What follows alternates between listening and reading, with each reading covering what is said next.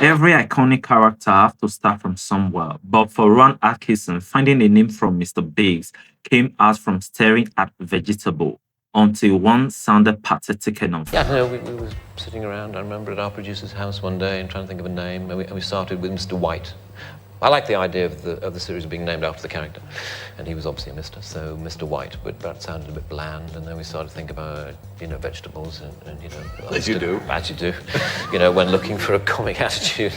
So Mr. Broccoli and Mr. Carrot and Mr. Cabbage and Mr. Bean, it's sort of, single syllable and short and sharp and memorable. Award season demands a perfect, gracious loser face. Rowan built an entire sketch on one actor that is completely incapable of faking it.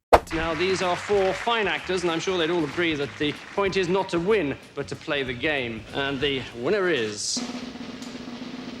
John Daniels. No, shit.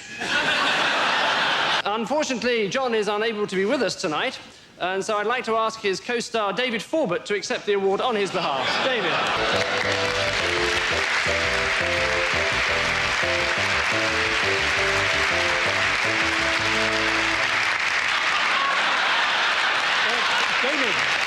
I mean, what about the mugging, the pulling of faces in Bean? I mean, did you do that as a routine? Was that part of it?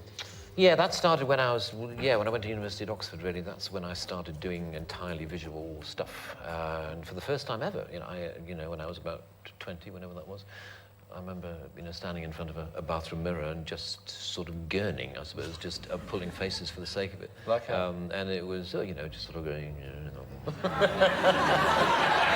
just suddenly, very extreme. It was the work of the morning.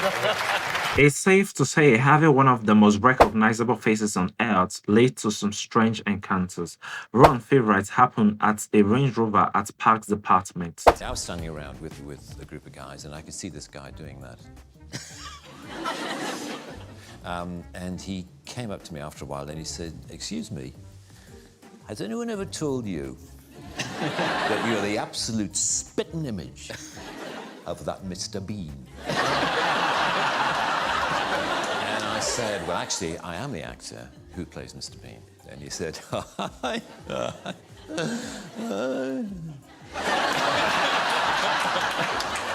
"I bet you wish you were."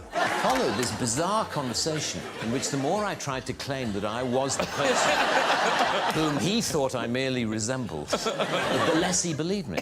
But what was funny was how close he thought I was to he said the resemblance is uncanny. It doesn't matter if Rowan is on character or not, if he is on set or off set, but the moment he comes to your presence, he always have a way of making you to burst into laughter. Last year, I went into a bank to cash a check, and I handed over the check, and she said thank you, and she said, "Oh, Mr. Atkinson, I'm such an admirer of your work. Could you sign this piece of paper for my daughter?" So I signed the piece of paper, and I handed it back, and she took it back, she put it to one side, and she looked at my check, and she said, "Now, do you have any means of identification?" And you think, well... You see your face as your greatest asset, your facial dexterity. One doesn't like to be labelled a face puller because you feel as though if you have got a face that, that around it will one can go like that, you can twist about. That you feel that people are going to assume that you're just, that's all you can do, and if in doubt, go, and someone will laugh. Yeah. It's not awful to see Mr. Beans getting the taste of his own medicine, but when he misplaced his personal diary, this host took advantage of it. I found this one. I believe it's your diary, right? That's my diary. Yeah, it is. And you know what? It says here on page 1, "If I have been silly enough to mislay this diary, please return it to Mr. Bean. And P.S. a £5 reward would certainly not be out of the question. You owe me £5 if you want it."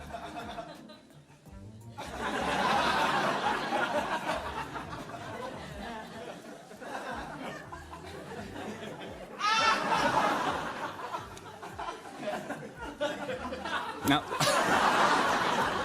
Thanks for watching. Now, if you find this video interesting, a sub to the channel would be massively appreciated.